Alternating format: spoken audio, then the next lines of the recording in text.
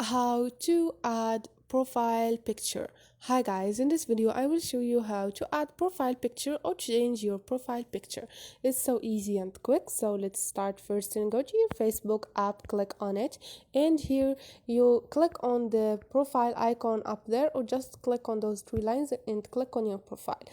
Now like you see, I don't have any cover photo to my profile, so I need one. All I need to do is click on the picture icon. I can select profile picture from my gallery or create avatar profile picture. Now if you want a picture from your gallery, click on select profile picture, and already you should have one on your gallery. To choose it and put it on your profile picture, or just create avatar, and here you can create your avatar and click on done if you are done. And this is it. So this is it guys. Hope this video was helpful to you. If you like the video, don't forget to subscribe and like.